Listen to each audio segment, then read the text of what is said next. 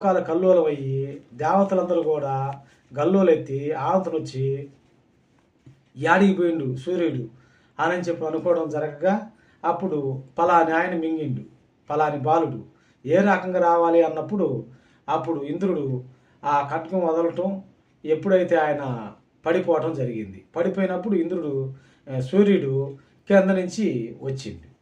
ఎప్పుడైతే వెనక నుంచి భాగంలో రావటంతో అందుకే వెనక భాగం కోతులకి ఎర్రంగా ఉండేది. అప్పుడు ఆ రకంగా రావడంతోనే ఇంకా గాలిదేవుడు పోయి గృహలో కూర్చున్నాడు.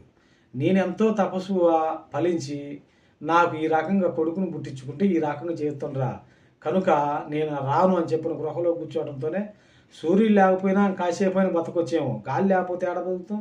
అప్పుడు ఇంకా వీళ్ళందరూ కూడా తల్లకిందులైపోయి సూర్యచంద్రులుగా వీళ్ళు బ్రహ్మ విష్ణు మహేశ్వరులు మొత్తం వచ్చి, అయ్యా వాయుదేవా నీ కొడుకుని చిరంజీవిగా బ్రతికెత్తాం కనుక నువ్వు బయటికి రావాల్సిందేనని చెప్పని అప్పుడు ఆంజనేయ స్వామిని బ్రతికేయటం జరిగినది. కనుక ఈ కథ విన్న వాళ్ళకి ఆయురారోగ్యాలు ఉసికి ఆనందంగా జీవితాన్ని గడపటం, సత్యం అనేదాన్ని విన్నారు కాబట్టి సత్యంగా ఉండటం జరుగుతుంది. కనుక ఈ కథ మహా మంచి కథ.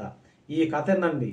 ఈ కథకి వింటే మహాపుణ్యఫలం కలిగి మంచి జ్ఞానంతో పిల్లలు కూడా మహా సంతోషంగా ఉండటం జరుగుతుంది.